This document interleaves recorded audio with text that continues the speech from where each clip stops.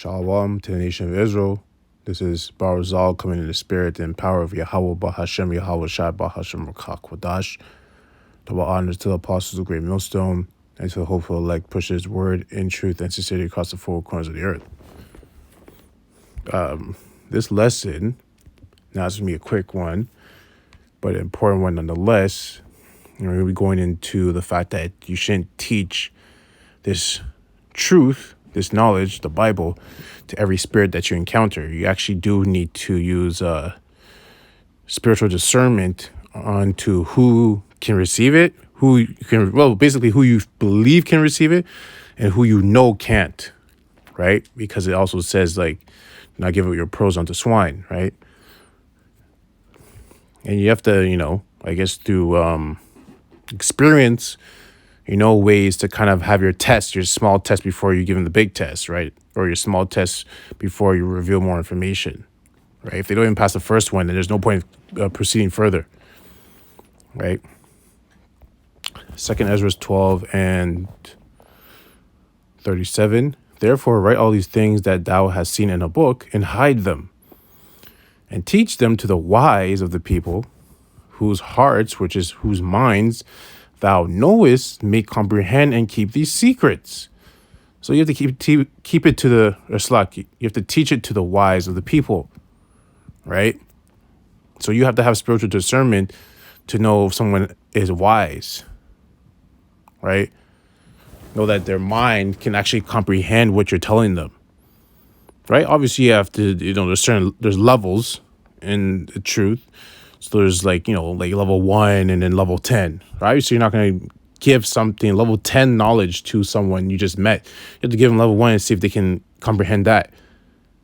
And you're like, oh, okay, this is interesting. Then you kind of, go a little bit further, and you go a little bit further, and you go a little bit further, and you say like, oh, okay, right? And you find out, and, and then the process takes the process takes its life of its own, right? So you can see that, you are supposed to use spiritual discernment in a way to sift when giving this truth. Revelation 22 and 11, he that is unjust, let him be unjust still. So if you meet someone who's unjust, let them be unjust still. This guy's, he's just wicked. Let him be wicked. Leave him alone. And he which is filthy, let him be filthy still, right? Now, like I said, you're going to say certain things to these people and see if it triggers anything. Because you never know at the end of the day. You never know. But you know not to reveal certain things to certain people, right? So it just comes with skill. And he that is righteous, let him be righteous still. And he that is holy, let him be holy still, right? So through skill, you know how to discern between spirits and, who can receive or who cannot receive information, knowledge, wisdom. The next one, like I said, it's going to be short. 1 John 4 and 1. 1 John 4 and 1, beloved, believe not every spirit. There you go. But try the spirits whether they are of Yahweh. So you have to try them. Basically what I was just saying.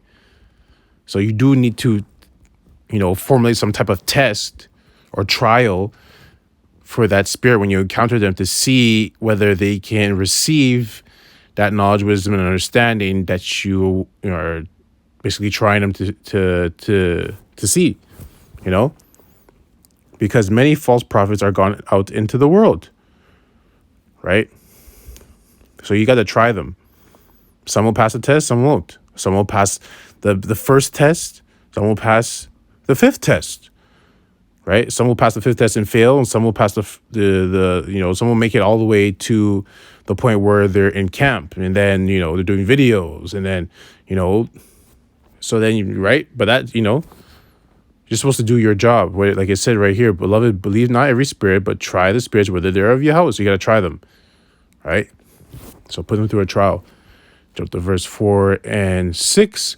Ye are of Yahweh, little children, and have overcome them, because greater is he that is in you, that he that is in the world, right? Which is Yahweh Shai.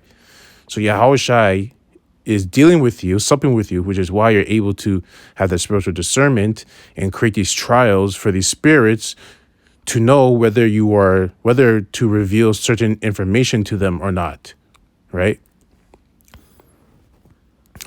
They are of the world, therefore speak they of the world, and the world heareth them. So you can tell by if someone, you have a better idea, like I said, through discernment, if someone is going to receive the information, the knowledge that you have, because of how much in the world they are.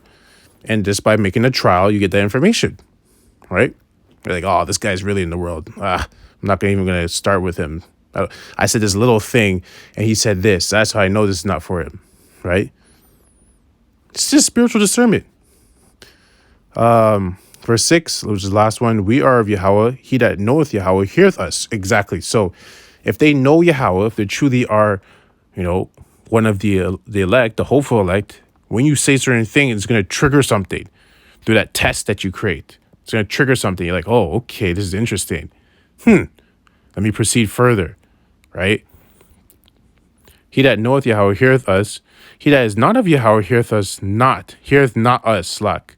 He that is not of Yahweh heareth not us, right? So when you say certain things, it's not going to trigger anything. It's just like they're going to be deaf and dull and blind. It's going to go through one ear and go out the other. Then you already know. It's like, all right.